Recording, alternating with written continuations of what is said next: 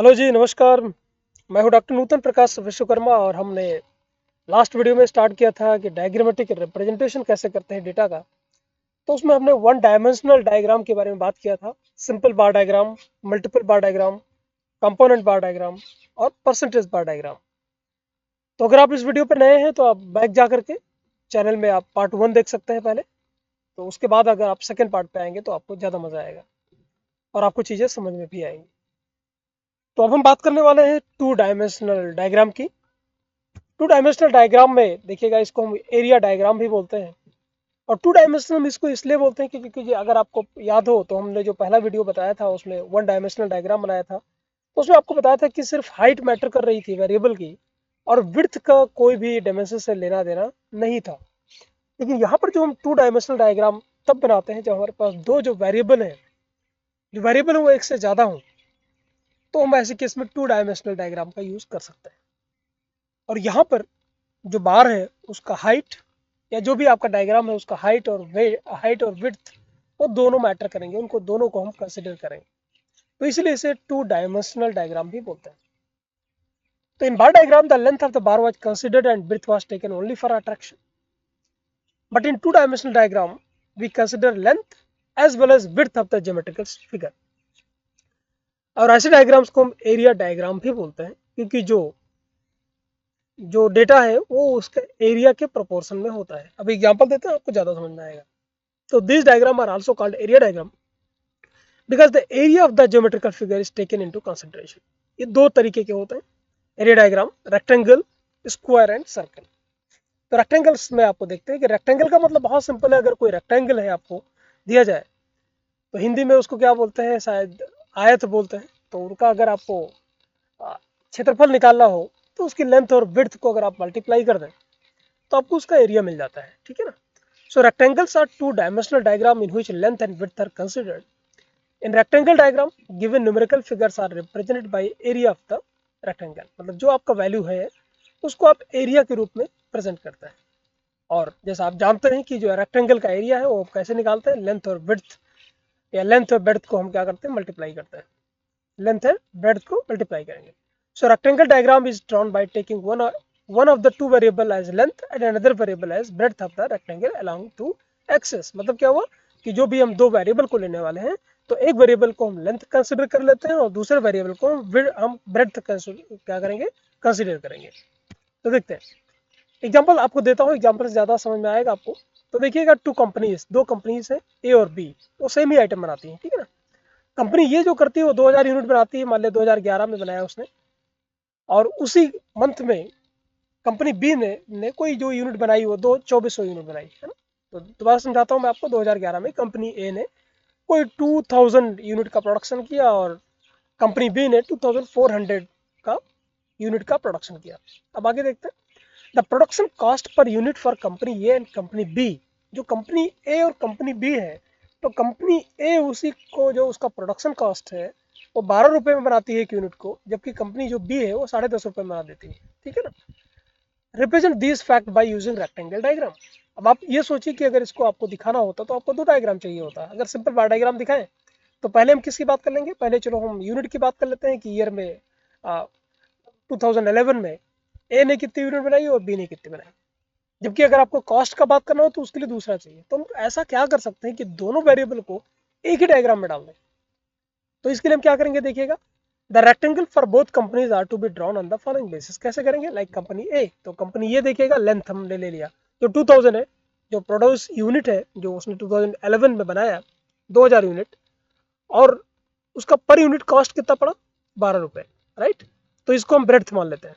तो अगर area in दोनों का निकालें तो 2000 मल्टीप्लाइड बाई 12, तो आ गया टोटल आपका एरिया कितना आ गया। उसको हम रेक्टेंगल मान लेते हैं तो उसका एरिया आ गया 2400। और 2400 जब हम करेंगे, ऐसे अगर कंपनी बी का हम करें तो लेंथ की अगर हम बात करें तो उसका जो यूनिट था प्रोडक्शन वो 2400 था और ब्रेड था वो 10.5 था। तो अगर इन दोनों का हम एरिया निकालें, मल्टीप्लाई करें, तो ये हो जाएगा 2400 मल्टीप्लाई बाई 10.5, तो ये हो गया 25,200। अब अगर इनको देखें, जो लेंथ और ब्रेड्थ बोले या ब्रेड्थ बोले आप, तो उसमें देखिएगा आप, rectangle of this companies will be in proportion of, तो जो उसका लेंथ है वो कौन से प्रोपोर्शन में होगा, 2000 प्रोपोर्शन टू 2400 या इसको और सम करेंगे तो और जो दूसरा देखें उसकी विड्थ अगर देखें तो 12:10⁻⁵. Now the area calculated for both companies on the basis of their length and breadth given above represent the total cost of the two companies, right? So these rectangles are represented below. तो कैसे करेंगे देखिएगा, आप बहुत simple तरीके से देख सकते हैं. ये जो आप डायग्राम देख रहे हो तो इस डायग्राम में आप देखिए कि जो इसकी लेंथ है वो तो क्या हो रही है, कम ज़्यादा हो रही है ना.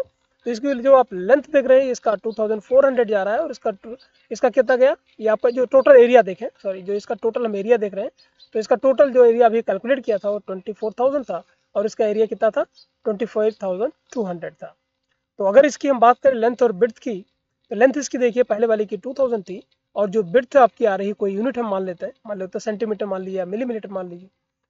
तो ये जो आपका है ये 12 है, जबकि यहाँ पर आप देख सकते हैं ये जो जा रहा है वो 2400 जा रहा है. 24,000 ये कितना प्रोडक्शन, जितना भी प्रोडक्शन उसने किया हो, शायद 2400 किया था तो ये 2400 जाएगा लेंथ और जबकि इसकी विड्थ है 10.5 है. तो आप देख सकते हो इस तरह से हम बोलते हैं जो भी वैल्यू आपको दी जाए, एक को आपको लेंथ मान लेना है, एक को आपको विड्थ मान लेनी है, उसका एरिया निकाल लेना है आपको और फिर उसी प्रोपोर्शन में आपको डायग्राम हम शो कर देते हैं. तो यहाँ पर आप देखते हो लेंथ भी मैटर कर रहा है और आपका विड्थ भी कर रहा है, तो इसीलिए इनको हम बोलते हैं 2 डायमेंशनल डायग्राम. और चूंकि हमने एरिया कैलकुलेट किया था दोनों को मल्टीप्लाई करके, इसीलिए इसको हम एरिया डायग्राम भी बोलते हैं.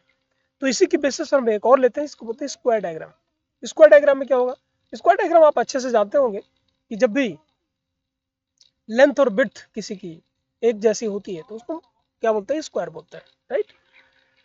सो when the difference between the proportion of two quantities is very large, rectangle diagrams are not very convenient. जो रेक्टेंगल डायग्राम हमने बोला तो उसमें आपको ये बताया था कि जब भी कभी ऐसा हो कि जो वैल्यूज आपको दी हुई हैं उनमें मान लिया बहुत ज़्यादा डिफरेंसेस, तो ऐसे केस में जो रेक्टेंगल डायग्राम बनेगा वो एक बहुत छोटा बनेगा, एक बहुत बड़ा बनेगा. तो ऐसे में कंपैरिजन करना थोड़ा मुश्किल हो जाता है, थोड़ा दिक्कत होती है. तो उसके लिए हम क्या करें, ये proportion of expenditure in two family, दो फैमिली है मतलब उनका एक्सपेंडिचर है, मतलब वो महीने में कितना खर्चा करते हैं, तो 1:14. मान लो 1,000 रुपये खर्चा करता है महीने तो दूसरा 14,000 रुपये खर्चा करता है ना. तो अब अगर हम रेक्टेंगल डायग्राम बनाने जाएंगे तो क्या करेंगे बताइए, रेक्टेंगल में क्या होगा, उनका जो लेंथ होगी वो 1:14 होगी, मतलब एक 1 सेंटीमीटर होगा दूसरा 14 सेंटीमीटर होगा. तो आपको जैसा मैंने स्टार्टिंग में बताया था पहले पार्ट में कि वो फिगर जो डायग्राम है वो स्पॉइल हो जाता है, उसका लुक जो है खराब हो जाता है, एक बहुत छोटा होगा एक बहुत बड़ा होगा. तो ऐसे केस में ये जो रेक्टेंगल डायग्राम होता है वो कन्वीनियंट नहीं होता है.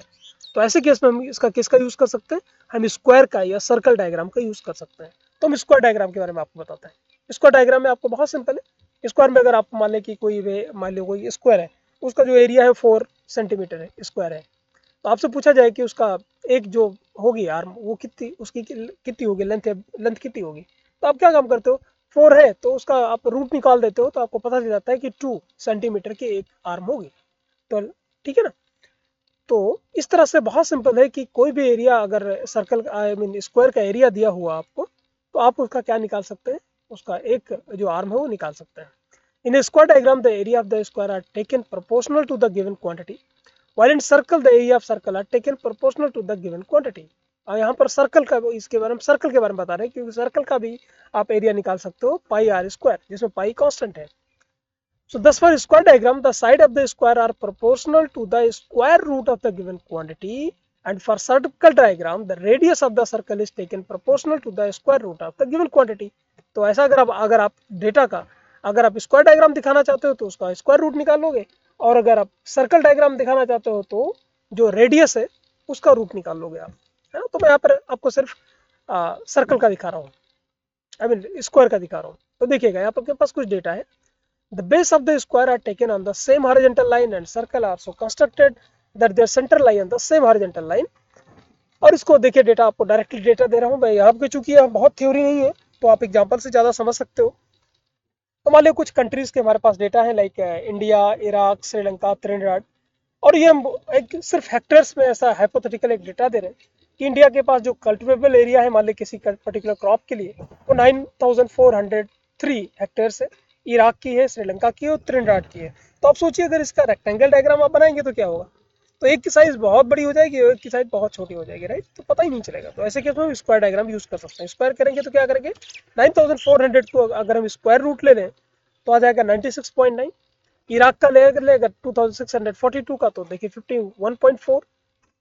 श्रीलंका ये 721 का लेते हैं और ये 68 का लेते हैं। तो देखो स्क्वायर रूट काफ़ी वैल्यू कम आ गई, और उसका भी स्क्वायर रूट अगर ले लें, फर्दर अगर ले लें, तो एक साइड का आपको स्क्वायर पता चल जाएगा 9.84, 7.17, 5.18, 2.87। और आप इसके हिसाब से अगर आप सर्कल बना दें जिसमें एक आर्म है वो 9.84 की, वहाँ पर देखिए ये 9.84 की है, दूसरी भी 9.84 की है। ऐसे अगर आप देखें इसकी 7.17 और 7.17, तो आप देखते हो कि ये जो डेटा आपका है ये बहुत बड़ा डेटा जो है वो बहुत छोटे से डेटा में आ गया। तो इस तरह से जब कभी हम निकालते हैं तो इसको बोलते हैं 2 डायमेंशनल डायग्राम या सर्कल। सर्कल यहाँ पे नहीं बताया, यहाँ पर हमने स्क्वायर डायग्राम के बारे में बताया हुआ। आप इस तरह से सर्कल भी निकाल सकते हैं। और वहां पे हम क्या करेंगे, वहां पर हम स्क्वायर जो रूट है, आई मीन जो रेडियस है उसको स्क्वायर रूट निकालेंगे। ऑलराइट, और हम नेक्स्ट अब पढ़ने जा रहे हैं 2 डायमेंशनल के बाद हमारा जो नेक्स्ट है जिसको हम डेटा को कैसे रिप्रेजेंट करते हैं उसको हम पाई चार्ट या पाई डायग्राम बोलते हैं।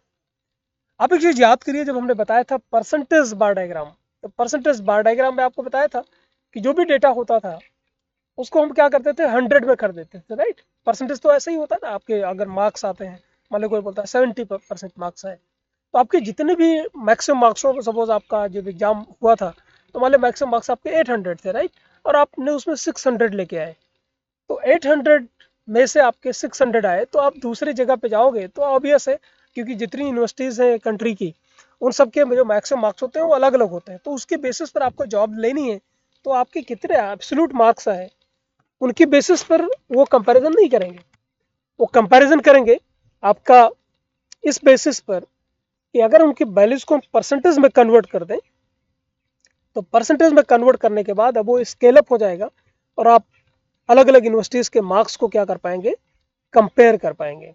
ऑलराइट, तो इसीलिए हमारे पास अगर एक कोई वैल्यूज़ हैं और उसके अलग अलग, वो सब एक से ही मिलके बने हुए हैं, राइट। जैसे आपके एक सब्जेक्ट है तो सब्जेक्ट में आप आई मीन आप मान लिया बीएससी में पढ़ रहे हो, तो बीएससी में अगर आपके पास 4 सब्जेक्ट है तो चारों सब्जेक्ट मिलकर के आपके टोटल मार्क्स आते हैं, राइट। तो उसके एक ही कंपोनेंट हो गए उनके सारे। तो ऐसे जैसे परसेंटेज में 100 में कर देते थे कन्वर्ट सारी चीज़ों को, ऐसे हमारा जो पाई चार्ट है या पाई डायग्राम है, तो आपको पता होगा अगर एक सर्कल लें तो उसमें एंगल देखें कितना है, तो उसमें आपको पता चलेगा टोटल आया 360, राइट। तो आप जो भी आपके पास डेटा है उसको 360 में आप डिवाइड कर दें तो उसको हम बोलेंगे पाई चार्ट या pie diagram. So pie diagram are more attractive to look at and are simple to draw. Simple तरीके से आप ड्रॉ कर सकते हो। They are constructed by dividing a circle into sectors in order to represent the component part, in order to represent the, दो बार repeat हुआ है, आप देख लीजिएगा इसको।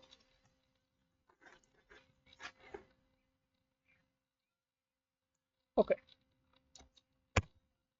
सो the sum of the angle at the centre of a circle equal 360, जैसे आपको बताया कि 360 डिग्री में होता है ना। So the various component parts should be reduced in proportion to this, and then the sector in this circle marked off. In the construction of pi diagram, the following steps are involved. ये देखिएगा simple है, जो आपके पास values है। मैं आपको simple पहले एक एग्जांपल देता हूँ, वहां से आपको ज्यादा क्लियर होगा। मान लीजिए डेटा आपके पास, represent the following data by pie diagram, in fact mortality in different cities. मान लिया कि इंडिया हो या पूरे वर्ल्ड की बात हो, कुछ सिटीज है हमारे पास like Mumbai, Delhi, Kanpur, London and Paris, right. तो ये इंडिया की भी है और बाहर के भी हैं। यहाँ पर आप कोई भी ये सिर्फ एग्जाम्पल है, हाइपोथेटिकल डेटा है, आप कोई भी सिटी का नाम ले सकते हैं, राइट। तो ये हम देख रहे हैं कि किसी पर्टिकुलर बीमारी से कितने बच्चों की डेथ हुई, तो टोटल बच्चों की डेथ कितनी हुई, तो ये जितने सिटीज आपने लिया है इन सबको अगर ऐड कर दो तो आपको पता चल जाएगा कि टोटल डेथ कितनी हुई। अब इनको जानना चाहते हो कि मुंबई में कितने % बच्चों की डेथ हुई, तो आप 174 डिवाइडेड बाई टोटल कर दो, मल्टीप्लाइड बाई 100 कर दो, तो आपको पता चल जाएगा कि मुंबई जितनी डेथ हुई उसमें मुंबई के बच्चे उसमें कितने थे, कितने % थे। ऐसे दिल्ली के बच्चे कितने थे, राइट। तो वो हमने परसेंटेज की बात की। अगर हम इसको परसेंटेज में ना करें, अगर इसको हम सर्कल में करना चाहें, इसको 360 में करना चाहें, तो कैसे करेंगे आप देखिएगा। तो इन सबको वैल्यूज को जोड़ दें, तो 174 divided by total multiplied by 360, तो हो गया ना सिंपल, जैसा हमने परसेंटेज किया था वैसे ही। तो आप देखिएगा कैसे किया हमने। तो टोटल जो वैल्यू हुई थी आपकी तो 721 आएगी, इन सबको आप ऐड करोगे तो 174 प्लस 168 प्लस 220 प्लस 93 प्लस 66, तो ये 721 आएगा। तो अगर मुझे परसेंटेज निकालना होता तो क्या करता, 174 डिवाइडेड बाय 721 मल्टीप्लाइड बाय 100, लेकिन चूंकि मैं यहाँ पर 360 कर रहा हूँ तो ये जो आपका एंगल निकल के आएगा वो 87 डिग्री आएगा। ऐसे ही 168 डिवाइडेड बाय 721 मल्टीप्लाइड बाय 360 तो आपकी वैल्यू आ जाएगी 84 डिग्री। ऐसे ही सबका आप देख रहे हो कि अगर इसको हम पूरे डेटा को एक सर्कल में रिप्रेजेंट करें तो ये जो मुंबई वाला डेटा है 174 उसको कितना डिग्री देंगे, तो उसको देंगे 87 डिग्री। आप देखिए ये फिगर देखिएगा, तो आप देखिए दिल्ली मुंबई में 174 है तो मुंबई के लिए आपको कितना एंगल इसको अलॉट करना है 87 डिग्री। तो मुंबई का यहाँ पर देखो आप दिखाई पड़ रहा है, ब्लू कलर से दिखाई पड़ रहा है 174 है, और इसके लिए जो डेटा हमने जो इसका एंगल डेडिकेट किया है वो 87 डिग्री से डेडिकेट किया है, ये 87 है। ऐसे दिल्ली का जो डेटा होगा, दिल्ली का कितना आ रहा है ये 84, तो ये दिल्ली का 84 दिखाई पड़ रहा होगा आपको। कानपुर का अगर आप देखेंगे तो कानपुर का है वो 110, या कानपुर का 110 है। और अगर हम लंदन की बात करें तो 46, और पेरिस की बात करें तो ये भी जो भी डेटा आपका दिया हुआ है 33, 46 एंड 33। तो इस तरह से जो भी डेटा था आपका टोटल डेटा था उसे हमने 100 में ना करके हुए एक सर्कल में कर दिया है, और जितना उसके उसमें वैल्यूज होंगी उतना एंगल उसको उसी प्रोपोर्शन में हम अलॉट करेंगे। तो इसको हम बोलते हैं पाई चार्ट या पाई डायग्राम। एक्सेल में बहुत आसानी से डेटा फीड करके आप ये पाई चार्ट ड्रॉ कर सकते हैं। तो ये डिपेंड करता है कि आपके पास किस तरीके का डेटा है और आपकी रिक्वायरमेंट क्या है, उसके हिसाब से जो अलग अलग तरीके का हमने बताया कि 1 डायमेंशनल डायग्राम आप यूज़ करते हो, 2 डायमेंशनल कर सकते हैं, या आप पाई डायग्राम अगर वो एक ही कंपोनेंट का पार्ट है तो आप पाई डायग्राम भी बढ़िया तरीका है आपके डेटा को रिप्रेजेंट करने का। लास्ट एक और जिसे बोलते हैं पिक्टोग्राम। पिक्टोग्राम मतलब बहुत सिंपल है। पिक्टोग्राम जब भी कभी आप यहाँ पर डायरेक्टली एग्जाम्पल आपको देता हूँ, लाइक नंबर ऑफ कंप्यूटर्स जनवरी फरवरी मार्च में कुछ है। The following table shows the number of computer sold by a company. कोई कंपनी है जो अलग अलग मंथ में कितने सारे कंप्यूटर सेल करती है, और इसको अगर आपको पिक्चर से रिप्रेजेंट करना हो तो आप एक काम कर सकते हैं, यहाँ पर पहले स्केलिंग हम कर लेते हैं। तो आप ये भी तरीका है कि आप पिक्चर के थ्रू रिप्रेजेंट करें या सिंबल के थ्रू रिप्रेजेंट करें। तो देखिएगा यहाँ पर हमने मान लिया कि एक computer 1 computer equal to 5 computer, और इस तरह से आपने बता दिया जनवरी में 5 कंप्यूटर है and 1 computer equal to 5 computer, so 5 multiplied by 5 equal to 25। फरवरी की अगर बात करें तो 7 कंप्यूटर किए तो 7 मल्टीप्लाइड बाई 5 मंथ 35 कंप्यूटर, मार्च में 20 कंप्यूटर। तो इस तरह से डेटा अगर आपको कभी मिलता है तो इसको हम बोलते हैं पिक्टोग्राम या पिक्टोग्राफ। एक और भी जिसे बोलते हैं कार्टोग्राम। कार्टोग्राम ये एक स्पेशल टाइप का मैप होता है ना। तो मैप में इसको हम बेसिकली जैसे अगर आज की डेट में डेटा आपको शो कर रहा हूँ कि इंडिया में जो कोविड-19 का इन्फेक्शन है, जो भी कोविड फैला हुआ है, तो वो किस स्टेट में सबसे ज़्यादा है, किस डिस्ट्रिक्ट में सबसे ज़्यादा है, तो उसको जो हम इंडिया का मैप ले रहे हैं और स्टेट वाइज को अलग अलग डिफरेंट कलर से सेट कर दें कि कहाँ पर सबसे ज़्यादा केसेस हैं, कहाँ पर सबसे कम केसेस हैं, अलग अलग कलर से, तो इसको हम बोलते हैं कार्टोग्राम, है ना। मोस्ट मैप अटेम्प्ट टू पोर्ट्रेन, देखिए यहाँ पर एक्यूरेट नहीं पता चलेगा। जैसे यहाँ पर एग्जांपल देखिए, global view of HIV infection देख सकते हैं। तो आप देख करके पूरा वर्ल्ड का मैप दिया हुआ है, 2001 का डेटा है यहाँ पे, और आप देख सकते हो पूरे वर्ल्ड में जो कहाँ पर सबसे ज़्यादा है। तो आप देखिएगा साउथ अफ्रीका या अफ्रीकन जो कंट्रीज़ हैं यहाँ पर सबसे ज़्यादा, यहाँ पर इसका इंडेक्स दिया हुआ है कि कितना केसेस कहाँ पे ज़्यादा है कहाँ पर। तो आप कलर देख करके पता चल जाएगा कि वर्ल्ड की किस कंट्री में, या इंडिया की या किसी कंट्री की किस स्टेट में या किस डिस्ट्रिक्ट में कितने ज़्यादा केसेस हैं। तो इस तरह से डेटा जब आप कभी भी देखते हो, जैसे मैप को यूज़ किया जाता है उसमें कलर यूज़ किया जाता है, तो उसको हम बोलते हैं कार्टोग्राम। तो ये कुछ हमारे तरीके रहे, अलग अलग तरीके जिससे हम अपने डेटा को रिप्रेजेंट कर सकते हैं। उम्मीद करता हूँ थ्योरी आपको पसंद आई होगी और आपको थोड़ा आइडिया लगा होगा, और अगर आपको थोड़ा रिवाइज करना पड़े तो आप वीडियो को दोबारा देखिए, और जो पॉज करके और जो उसमें मटेरियल लिखा हुआ है आप उसे पढ़िए, समझने की कोशिश करिए, एक्सप्लेनेशन सुनिए, और आपको उम्मीद करता हूँ आपको जो डायग्रामेटिक रिप्रेजेंटेशन ऑफ डेटा है इसकी थ्योरी आपको पूरी की पूरी समझ में आएगी। फिर किसी और वीडियो में मैं आपको इसका प्रैक्टिकल हैंड भी बताऊंगा। ऑलरेडी बहुत सारे वीडियोस अवेलेबल हैं यूट्यूब पे, तो आप उसमें भी कीवर्ड डाल के सीख सकते हैं, या मैं भी ट्राई करूंगा कि आपको ये सारे ड्रॉ करके बताऊं, आपको प्रैक्टिकल हैंड्स दूं, ताकि अभी जब हमने थ्योरी दी है, थ्योरी पढ़ी है, तो आप उसका यूज़ करके आप आराम से डायग्राम ड्रॉ कर पाएँ। ऑलराइट, सो अगर आपको वीडियो सही लगा हो, आपको लगता हो ये यूज़फुल हो, और स्पेशली मैंने हिंदी में वीडियोज़ बनाए हैं ताकि हमारे जो हिंदी जिनकी नेटिव है, जिनको इंग्लिश में दिक्कत होती है, चाहे वो स्कूल के बच्चे हों, चाहे वो कॉलेज या यूनिवर्सिटी के बच्चे हों, उनको स्टैटिस्टिक्स बहुत ही सिंपल शब्दों में समझ में आए। तो आप वीडियो समझ में आए तो आप लाइक ज़रूर करें और ऑब्वियसली शेयर ज़रूर करें ताकि ये मैक्सिमम लोगों तक पहुंच सके, और सब्सक्राइब करें इसको, और ताकि मैं जो भी नए नए वीडियोस लेके आता हूँ आपके लिए तो आपको नोटिफिकेशन मिल सके और आप अपडेट रह सकें। तो मिलते हैं किसी नेक्स्ट वीडियो में। Till then take care. नमस्कार, जय हिंद।